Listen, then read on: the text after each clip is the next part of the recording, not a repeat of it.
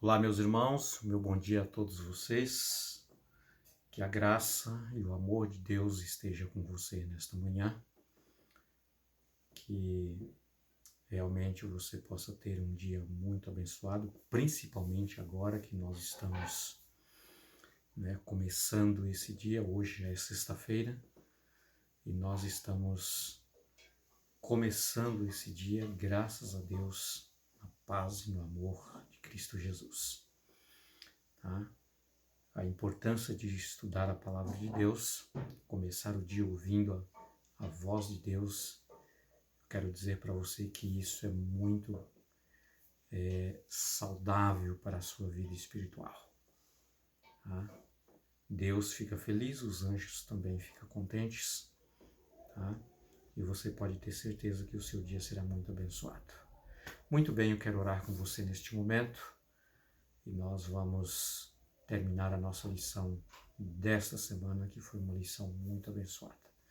Nosso Deus bondoso, Pai Celestial, abençoe, ó Deus querido, os meus irmãos e a mim também, que nesse momento nos reunimos para podermos estudar a Tua Palavra e ao fazer esse estudo, Senhor Deus, que o bom e santo Espírito do Senhor permaneça conosco e ilumine a nossa mente para que nós possamos conhecer e compreender a Tua vontade. Nós oramos, ó Pai, pedindo estas bênçãos em nome do Senhor Jesus. Queridos, nós estamos terminando a nossa lição desta semana, tá? Uma lição que foi muito importante porque veio falando para nós a respeito dos juízes de Deus, tá? Quando Deus ele precisou dar um fim nesse mundo que o pecado, ele havia crescido tanto, que Deus já não tolerava mais, tanta crueldade, tanta violência, tá? E então Deus foi obrigado, tá, a executar os seus juízos para amenizar aí o desenvolvimento do pecado, tá? O crescimento do pecado que já estava extraordinariamente, excessivamente no coração da humanidade, no coração do ser humano, que se tornou totalmente mau, tá?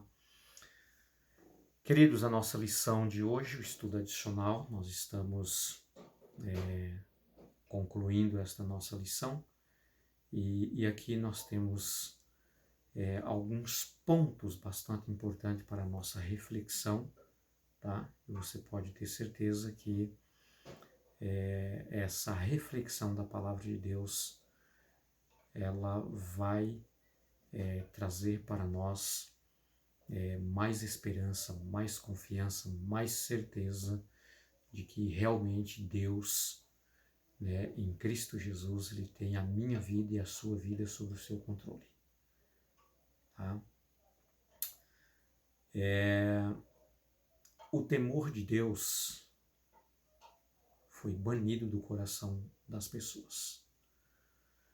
Tá? Naquela geração, meus queridos, e nós vamos retratar a situação que estava naquele contexto, naquela época, com os nossos dias, e nós vamos analisar a semelhança daquilo que o nosso mundo hoje se encontra, também com a mesma situação vivenciada pelos antediluvianos. Primeiro, meus queridos, o amor de Deus havia sido banido, tá?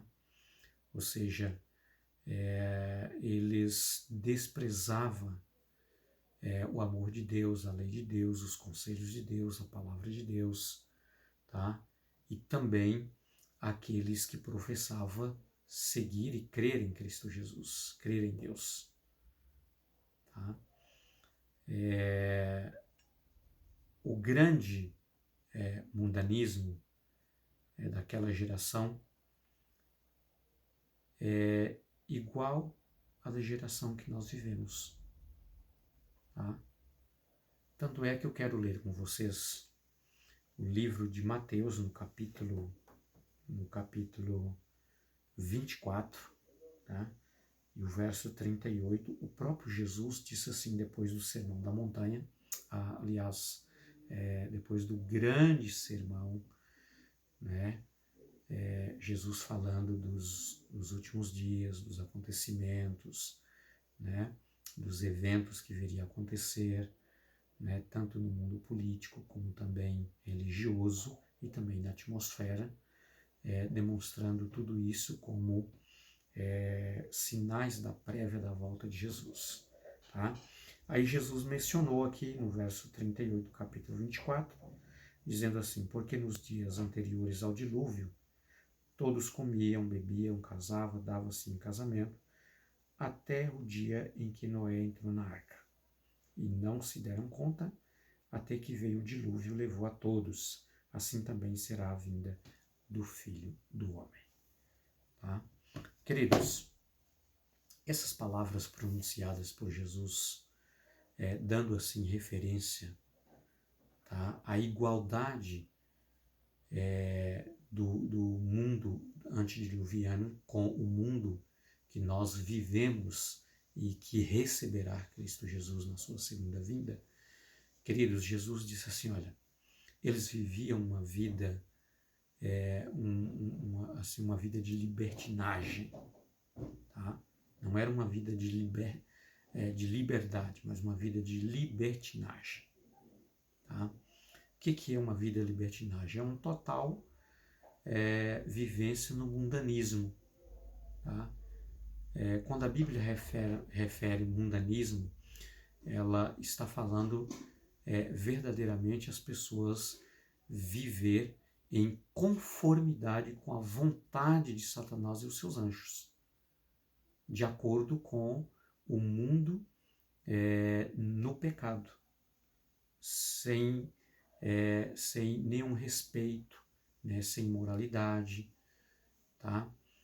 Desprezo pela verdade, desprezo pela palavra de Deus, desprezo pelos ensinamentos, pelos conselhos, tá? Desprezo por aqueles que testemunham e vivem a Deus, que são muitas vezes debochados. Então, queridos, essa seria a condição do mundo que antecedia a volta de Jesus, que a semelhança exata dos antediluvianos. Então, eles não respeitavam a Deus, não respeitavam os mandamentos de Deus, não respeitavam a lei de Deus, então tudo era banido. Tá? Enfim, eles não respeitavam o seu corpo, né, que é o templo do Espírito Santo. Queridos, quando a Bíblia diz comia, bebia, casava e dava em casamento, então Jesus está dizendo aqui que a instituição do casamento, que foi instituído por Deus desde o início, desde o Éden, tá? Quando Deus instituiu através de Adão e Eva o primeiro casal, tá? Isso não tinha nenhum valor para os antediluvianos. Tá? O casamento para eles era simplesmente para um prazer carnal. E não havia nenhum respeito, tá, pelo cônjuge, nem pela esposa, nem pelo esposo. Se separava por qualquer coisa. Tá? Não havia nenhum tipo de respeito, né, por essa instituição que foi originada e foi assim criado por Deus desde o princípio. Tá? O corpo, né, era a semelhança do que nós ouvimos hoje. O corpo é meu, faço o que eu quero, coloco dentro dele o que eu quero, falo o que eu quero, vivo do jeito que eu quero. Tá? Então era assim que eles viviam, com um total desprezo, né, por esse corpo que foi criado à imagem e à semelhança de Deus. Tá? Queridos, eu faço uma pergunta: existe alguma diferença hoje dos nossos dias? Claro que não há nenhuma diferença, tá? Na verdade, eu até posso dizer para você que o nosso mundo hoje já tem uma dívida com os antediluvianos. Por que eu disse isso? Porque muitas das vezes hoje o nosso mundo está bem pior do que o mundo dos antediluvianos. Tá? Então, meus queridos, a mensagem que era pregada, a mensagem que era ensinada, né, por Noé, pela família de Noé, né, cada vez que Noé trabalhava arduamente ali na construção daquela arca.